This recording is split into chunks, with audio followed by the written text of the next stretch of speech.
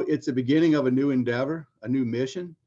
The generation before us went to the moon for the first time, and now we're going back to the moon, a sustainable presence on the moon and on the Mars. So, being at the beginning of this new generational mission is pretty cool. Mankind is returning to the moon, and the man heading up the New Orleans facility building the spacecrafts is Lonnie Dutrow, director of the Michoud Assembly Factory. The facility has been a critical part of every human spaceflight in the past century. If you look at the history of the facility, as far as human spaceflight, this facility has produced hardware that's going into space for every human spaceflight. Started off in the 60s with the Apollo program. We built the first stage of the Saturn rocket here. Doing the shuttle program, we built all the external fuel tanks right here at Michoud. And now with the Artemis program, we're building the core stage and the crew capsule. The Orion crew capsule is built here also.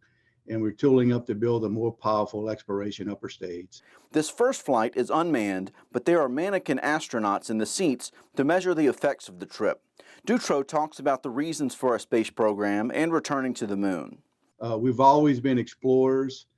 Space is obviously the most unexplored place we can go. So it furthers technology, it furthers our understanding of the universe. There's always a spin-off technologies, that we look at that are part of building hardware and getting people out to live in space.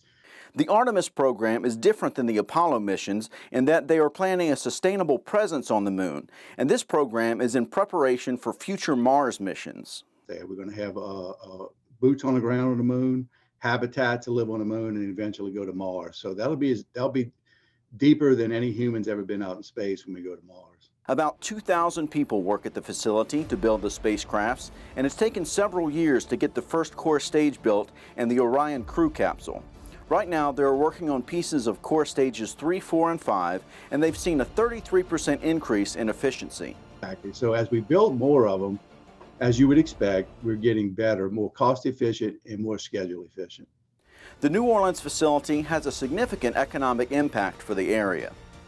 We're very excited to have these jobs in our own backyard, to support Louisiana and graduates from universities here that want to work in this industry.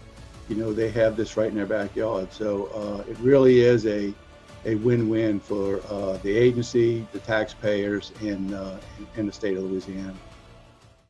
NASA had to scrub the first launch attempt earlier this month due to a hydrogen leak. The next launch window begins on the 27th, and if all goes well, it will mark the first time that NASA has been to the moon in more than half a century. Joel Massey, ABC 31 News that works for you.